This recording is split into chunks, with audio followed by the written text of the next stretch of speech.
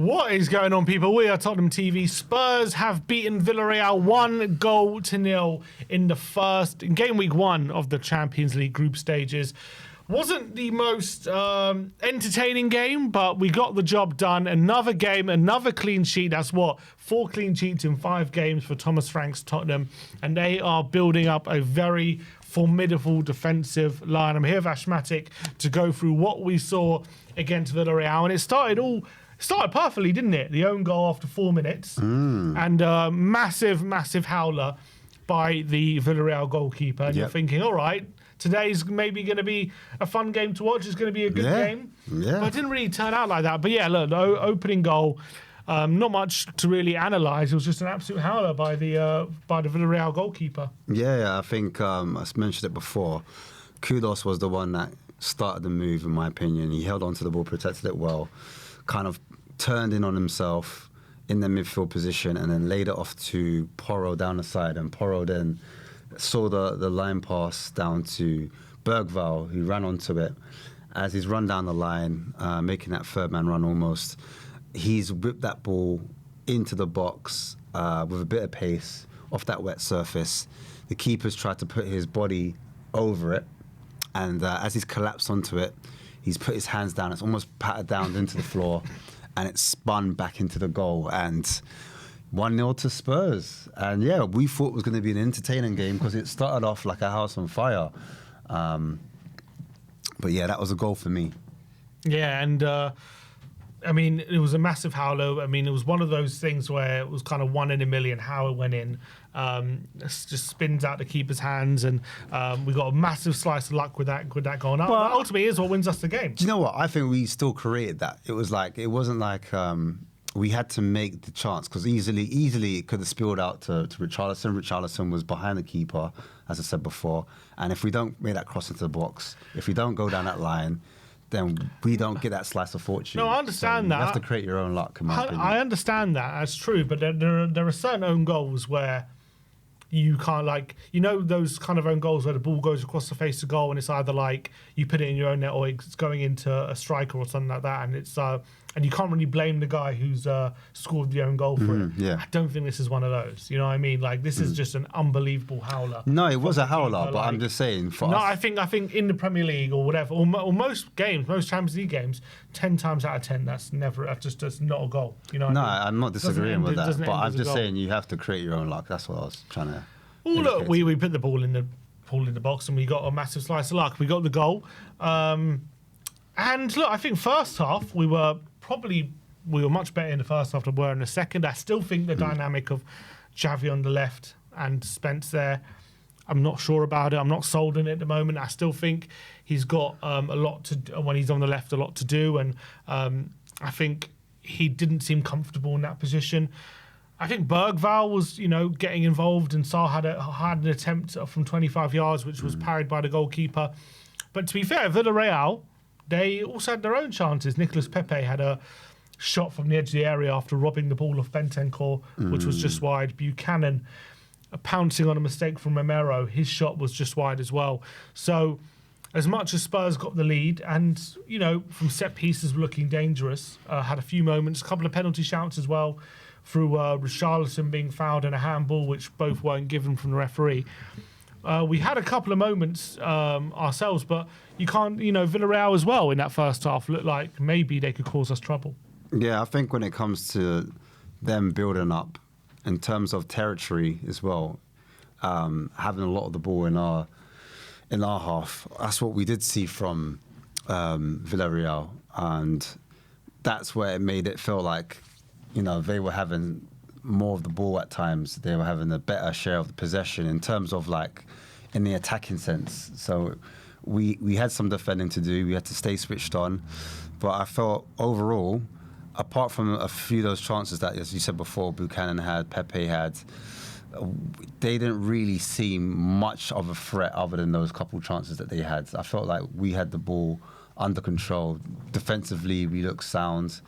And to be fair, how much chances did they create by themselves? I think it was a few mistakes from us that kind of gave them the kind of gumption to get forward and create some chances for themselves. So at times I felt we were our own worst enemy. and it was to do with the way we were building up at times, and that's something I think we need to work on. Literally diversifying our build up, switching it up, sometimes going central, not always going down the sides. And I think we fixed that, as you said already, by maybe switching up our left-hand side. And that would create a different dynamic in terms of build up, because sometimes when we're trying to pass it from the back, the passes are going stray from that left-hand side, and we're losing the ball. And then I think football is all about momentum, personally. So when the momentum shifts and you give the other team a chance to score, that's what kind of quiets the crowd down. It makes the other players in the team feel a bit nervous. And you can see that from the players tonight. Some of the passes were wayward. Decision-making wasn't always the right decisions. I think we overthought things at times, and we kind of overplayed it. Kudos, I think, was guilty at times from taking too many touches in that. Absolutely. And it kind of slowed down attacks. I think I think Richarlison sometimes as well held on to it for a little bit too long, although he did do well to win us free kicks in certain areas. Bentancur, as you said before, he looked a bit lost in that midfield because he was naked. He was by himself a lot of the time. And some of the players need to know when to kind of drop in and help out and help him centrally. But yeah, overall, the first half, I felt that Xavi and Kudos at some points, they came into that midfield and they had a little link up, a little bit of joy. And we're like, oh, this looks a bit interesting. You know, we could probably build off this. But unfortunately for us in that first half and out throughout the game, we didn't really see too much of them combining as much as we want or thought. Yeah, and those are the two players who you want to see link up and, you know, little short interchanges and getting around the box. But unfortunately, we didn't really get in around their box too much, just apart from set pieces and when we were winning like second balls and things like that. It was a real struggle for us again to build up. Look, similar to what I was saying last game, and it was all great to beat West Ham 3-0 and we deserved to win and we played well, but the issues are still there. They're not going away, and kind of not talking about them is not going to make these issues like just disappear. So I think these issues are definitely prevalent, our build-up issues. We're struggling to create good quality opportunities. I think today, in the second half, we were much worse than we were in the first half. In the first half, I didn't think we were particularly great. But the second half, we were sloppy. We didn't create any chances, I don't think, in that second half. We were it was just very disjointed. I think, to be fair to the team and Frank, you know, we did keep Villarreal at arm's length, and they did struggle themselves to create. They only had really one opportunity, which was Pepe from the right-hand side again, just wide. And he also had that free kick opportunity, which obviously led from Mikatadze getting in behind and Van de Ven with the foul. So from those couple of dangerous moments, Villarreal might feel like could they have got a goal out of one of those. You know, I don't blame them for thinking that. Spurs created very little in that second half. I mean, I think the Paulinho shot, Richarlison had a header from a Kudus cross, which he decided to handball for some reason instead of heading it into the back of the net. Other than that, it was kind of like corners again, looking dangerous. But, you know, from open play, I think throughout Frank's time here, you have to say open play is a bit of a concern at the moment, because it's just, well, I wouldn't say concern, but you just got to say what you see. And right now, we are very much struggling to create opportunities from open play. I don't think anyone can deny it. I still think it's decision-making, me personally, because why are you going to spray a ball in the middle of the pitch and risk it right there in the middle when that pass is so hard and there's players in front? And we did it, I think it was like twice in a row, like consecutively. Romero was doing it, Bentancur. Porro did it at one point. There was a numerous amount of players that kept making these awful decisions. And I think that, I said it before, there's going to be times when Sarr or Bergvall need to drop in to create an angle, especially if we're building out from the side, because we do this horseshoe thing at the back. And I think if the ball eventually breaks to a fullback, i.e. or e.g. Porro, you need your right-sided midfielder to drop in to make an angle, so then he can bounce a pass to beat the press, to move up the pitch. And I felt that players weren't doing that, and I think it comes down to decision making. So they will need to be coached a bit more in terms of build up, 100%. But also the players do need to make wiser choices and when to risk the ball, when to pass it in certain areas. And it was just very sloppy, from my opinion. And that's the reason why we couldn't build up and we couldn't move through into the middle of the pitch and get into attacking thirds and create chances or meaningful chances, in my opinion. I'm not even blaming Frank. I'm just calling it as what's happening at the moment. No, I know you're not. You know what I mean? I know you're not agreeing with Frank. I know you're not. It's just the fact we are struggling in that aspect at the moment. We struggled against West Ham, even though we won 3-0. We struggled against Bournemouth in that. And even against Burnley at times we struggled. So I'm not saying struggled in the game. I think, again, even today, we probably had a lot of control and we kept Villarreal at arm's length. I'm not even saying that's not impressive. Like, defensively, we have shorn things up so much and it's brilliant. And as I said, 4 clean sheets out of 5. I mean, as much as we struggled in our build-up, I wouldn't say we ever really looked like Villarreal were ever going to had a serious chance of scoring. So defensively, looking great. Don't get me wrong. I'm delighted with that. And it's really great to get off to another winning side. Another win. Look, 4 wins out of 5 in general. I think, Sim, what you're saying is sustainability. How long can we keep up this style of play and actually start to yield results if we don't get set pieces, for example? Yeah. If we're not creating chances from open play, can we sustain this style of play and still expect to win games?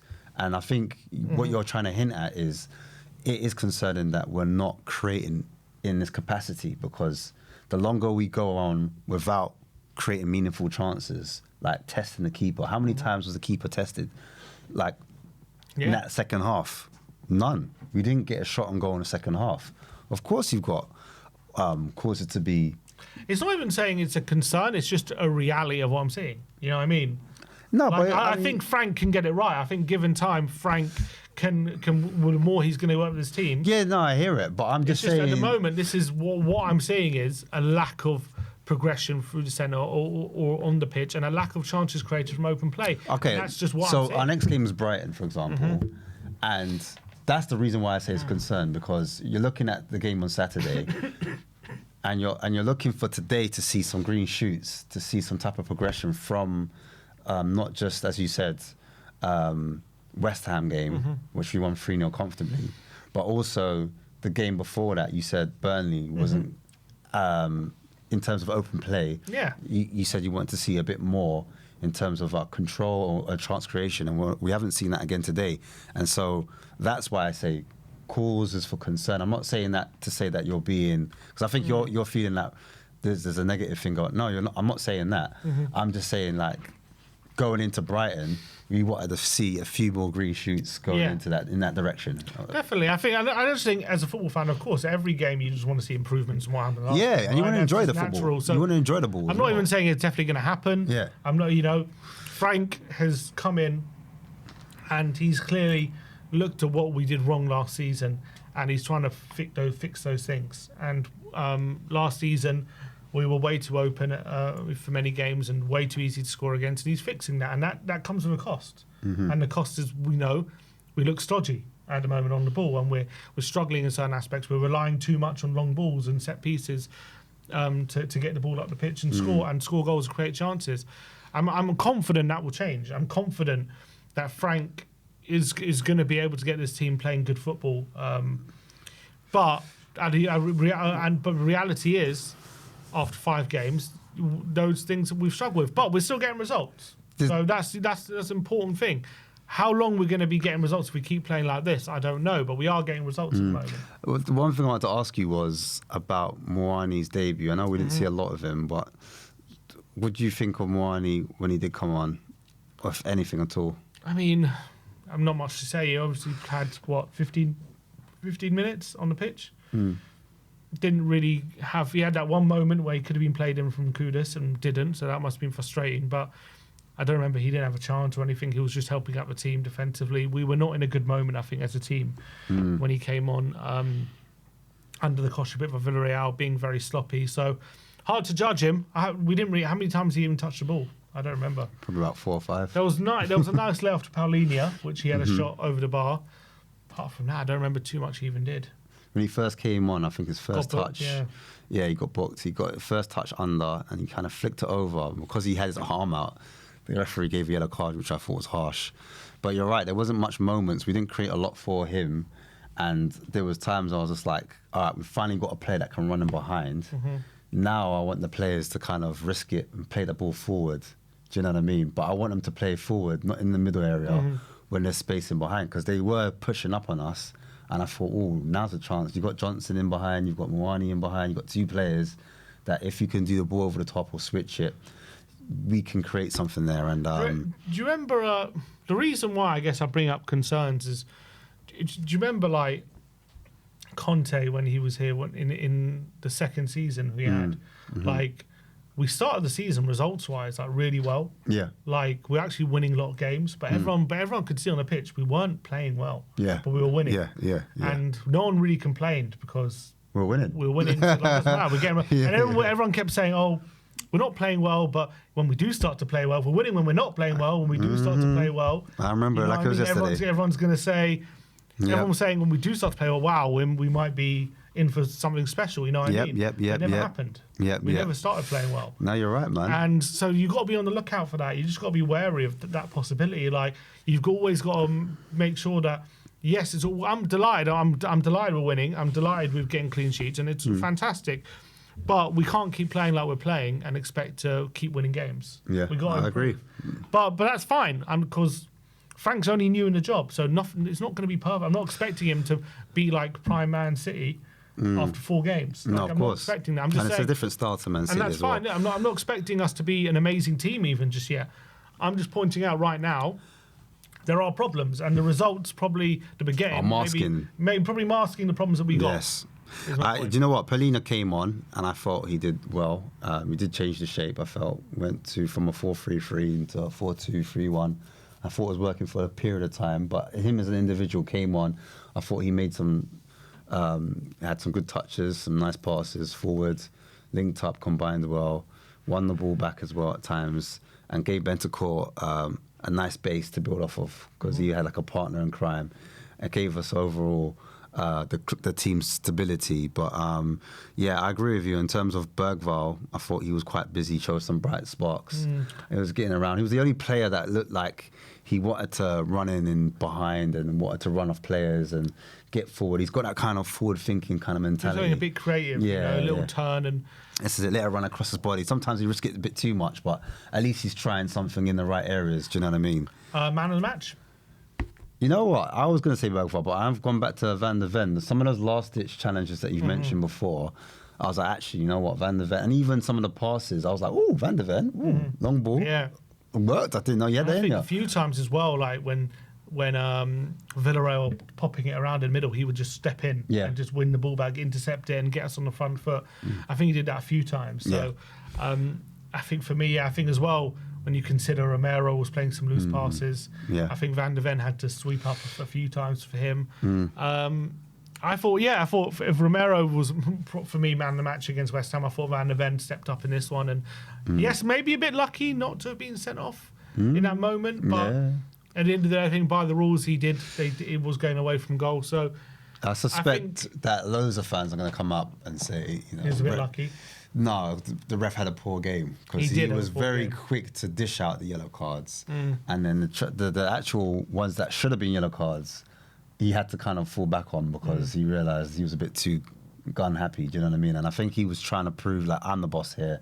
I'm stepping my authority down, and I think for me Van der Ven was man of the match. And look, it's great to get underway with 3 points in the Champions League group. It's very important as well because Villarreal, one of the tougher teams we probably drew against. So to get a win in the first game, Villarreal, good team. Whatever people want to say, they finished 5th last season in La Liga. They're currently in the top 4 in La Liga, so they're no mugs. This is a well organised, good team. So I'm not saying it's easy to play against them or it's easy to win games. I'm not taking it for granted. Well done, Thomas Frank. Another win on the board. Another clean sheet as well. But don't let the results make you think everything we're playing really well. I'm sure he won't. There's not Frank. I'm just saying because as I was saying before the game, I'm seeing people on social media saying, looking at our fixture list, saying, "Oh, look what we got. We're going to win 5 in a row. We're going to win 6. We must win all these games. Look how easy these games." I'm like, I know we're winning games. Don't get me wrong, but let's just temper things because I don't think we're playing as well as maybe the results suggest we are. To be honest, I agree. So I think we need to calm down expectations. But results are brilliant, and I think Frank is doing an amazing job.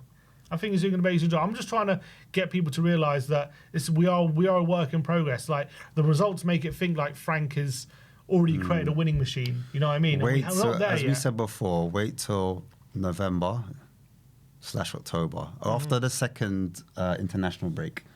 Like we're going to drop some points playing this way. You'll start to see teams, whoever's the real ones, they start to pull away. You start to see around those times. So, but right now we feast. We enjoy the win tonight. We enjoy the win. It's our first Champions League game. Much to be worked on, but again, look, job done. 0-0. I mean, another clean 1-0. sheet, as you said.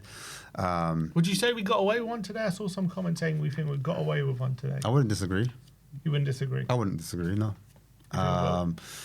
But I mean, as I said before, how many chances did they really create, and how much did they really? But they probably created more than us. They did, but I'm saying out of the chances they did create, how none many? of them really clear cut. That's what I'm saying. Yeah. How many were meaningful? Where I was like, "Woof," you know what? Apart from maybe the Buchanan one, none of them you really.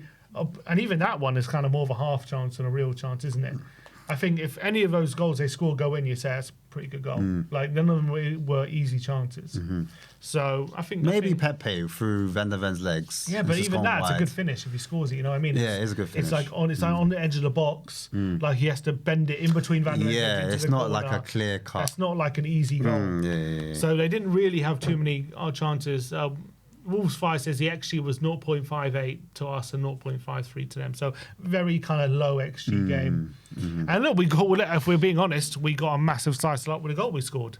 Yeah. Let's be honest. And that was a difference in the end. So Scrappy, I'd say. All right, that is your instant match reaction. Let us know in the comment section below what you thought of today's game. And now it's your chance to have your say. Link is in the chat if you want to come on and